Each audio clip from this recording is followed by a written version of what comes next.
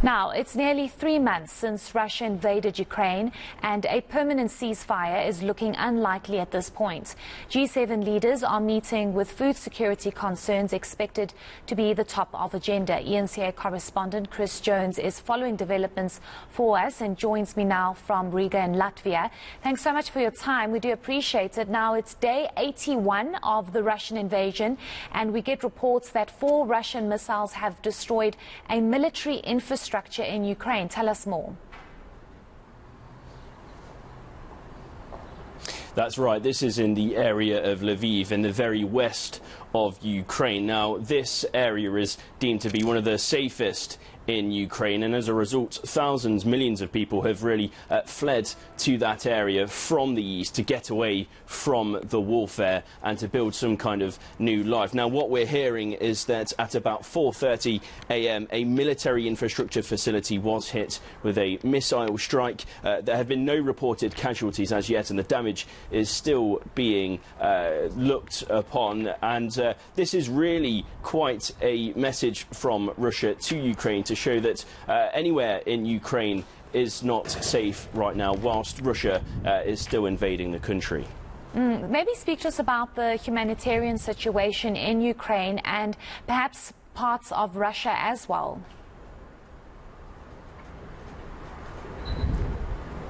Well, that's right. Around about 8 million people have been displaced from Ukraine because of this invasion. That's a whole lot of people that have been forced to leave behind their homes, their livelihoods, their family and friends to find a life somewhere else. Lviv, as I've just mentioned, has become some kind of safe haven for people from the east, from cities like Mariupol, which we've heard so much about. In fact, I have spoken to people from Mariupol not so long ago, and they were telling me about the situation there, that they were melting buckets of snow for drinking water and hunting pigeons to find food. Now, there has been a whole lot of humanitarian aid from the Western countries around the world for Ukraine. The US has just put forward another 40 billion in humanitarian aid and weapons, and Poland, which has taken 2 million people so far, is continuing to take refugees. So there's a lot of aid from the West for Ukraine, for the people who are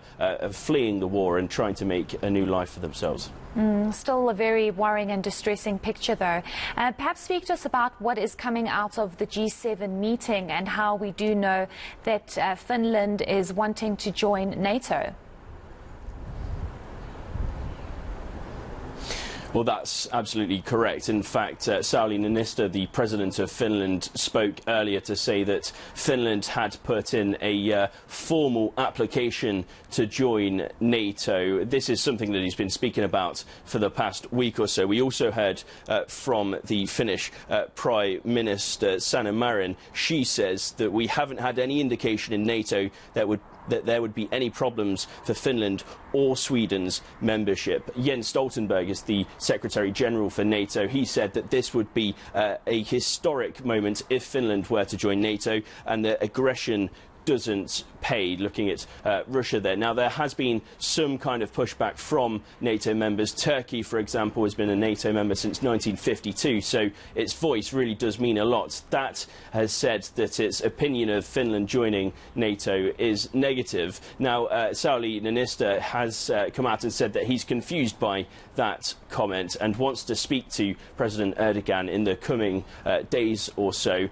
NATO is confident, I should say, that the two leaders can work things out. And we've also heard from Sweden. Sweden has essentially followed Finland, saying that the Social Democrat Party board has decided that the party will work for Sweden to apply for membership in NATO too. However, it does not want nuclear weapons or NATO bases in Sweden. So from that G7 meeting, we're hearing that Finland and Sweden both very much want to join NATO. Maybe let's move over to some other news now, where we know the US Embassy in Kyiv is expected to reopen soon, and this is according to US Secretary of State. What could this possibly mean, and how likely is it that the embassy will reopen?